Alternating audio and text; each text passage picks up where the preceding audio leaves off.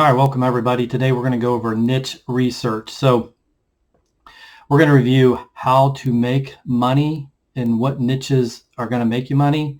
What are the best evergreen niches? What's your passion? Like, what are you really interested in, and what, is something that you're passionate about? How to niche down to really make some good money. And then, you're in this to solve people's problems. The better you are at solving problems, the better you'll do in a niche. And then at the end, if you stay to the end, we will go over what is the ideal niche and what you should be doing niche-wise when you're choosing one to make sure you choose the right one. So let's get started. Okay, step one, niche research. So you got to do some research. You just can't say, hey, man, today I love baseball. I'm just going to pick baseball. I mean, you got to look into, will baseball make you money? Is baseball a good niche? Do people really want to come to your website what are they going to look at in your niche? What is it that you're going to be able to offer to have people come to your website? So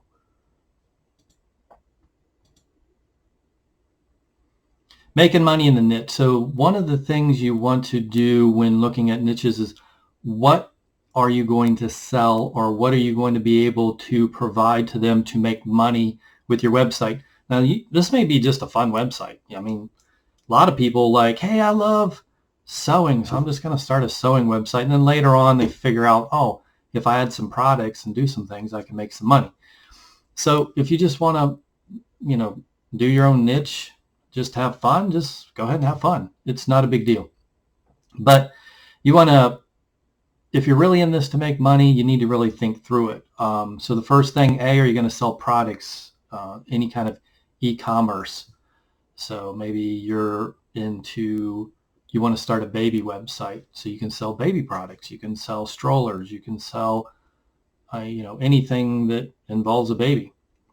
You can sell other people's products. This is called affiliate. So if you're not familiar with affiliate, basically you just go out and you sell somebody else's stuff, whether it's an info product, a product, doesn't matter, and they will pay you a commission. So every time you sell it, there's a tracking code. They found that the lead came from you, and then you get a commission. You can put ads on your site like Google AdSense. You go to all these websites, you see all these different ads. Same thing. It's basically every time somebody clicks on an ad, you get a small few cents to, a couple dollars. Depends on the ad and what's on your site. You can sell a coaching program. So whatever niche you go into, is it something you can do coaching with? Coaching can make big money. And then you can sell your own info product. So instead of somebody, selling somebody else's info product for an affiliate commission, you can just sell your own. So those are the different ways, 5 different ways you can really make money on your website. And you want to actually think through these before you even start. So think through coaching, think through the e-commerce, affiliate, info products, and the ads. Which way or ways are you going to make money off your website? You also want to look at evergreen or seasonal niches. So you want to look at niches that are going to last a long time. Weight loss, health, any of these kind of niches that just will go on forever. They're not like, like a video game, like everybody's used to be into Atari or Sega or something like that. But, sooner or later that stuff goes away, and then something new comes up like PlayStation and this and that. And it's not an evergreen. Evergreen is a niche that'll last forever, like survival. That's a niche that will last a very long time. Evergreen niches solves problems. So like survival, if you're a prepper, you want to watch videos on how to prep, how to prepare yourself, and if something happens, how to have your family ready. So these are, you're going to produce video or content that solves issues for people or things people want to learn about. Like I said, evergreen can be exercise, pregnancy, weight loss. Those are big ones. You want to see if this niche is seasonal, like Google Trends will, if you go to Google Trends, you can look to see, if Google will tell you if gardening is the whole year round or if it's just for 6 or 7 months during the spring, winter, or spring, summer, and fall. And Google Trends will tell you if something's seasonal or not. So obviously fitness or weight loss is going to be all year round. I mean, people pick up a little bit more right after the new year. They want to lose weight, with the summer coming up, but it tends to be pretty steady throughout the year. People want information on that. Gardening, people aren't going to want gardening information usually December or January. They're not planting gardens, unless it's an indoor one. So that is seasonal. Okay. The other thing is a lot of people go into what makes, what you're passionate about, what's your interest. And you want to do that because when you're producing content, doing videos, whatever, you want to like it. If you hate it and be like, oh, this sucks, I don't want to do this anymore, after 6 months, you're done. So, but you have to make sure that whatever you're going into, whether you're passionate or you have an interest in it, that it's actually going to be profitable. If it's not, and you're passionate about building game boards for people for, game systems or whatever, like just gaming, something that makes no sense, like people aren't going to be interested in that. You're not going to make any money. So you got to make sure that whatever you're going into, it's a broad enough niche and it's not niched down so far that no one's going to buy anything. Example, like pregnancy, mom, exercise, yoga, Pilates, weight loss, health, exercise, buying a house, gardening, farming, succulents. So there's something you'd be like, succulents. How do you make money off that? That seems pretty niche down. But there is actually a lady that makes about $200,000 a year on her website for succulents. I can't remember the name of the website, but if you pull up succulents, I'm pretty sure her website will show up. And she's just real passionate about succulents, which is a plant, small plants. And she found a way to do really well with it and make good money. It took her about 3-4 years, but she does really well. Okay, now picking your niche, the next step. So you don't want to pick a niche like fitness or losing weight, even though that's popular and you may be like, oh man, losing weight, I love losing weight, or I'm really a big health buff, I want to do that. It's just too broad. That's too competitive. You're never going to get anywhere with it.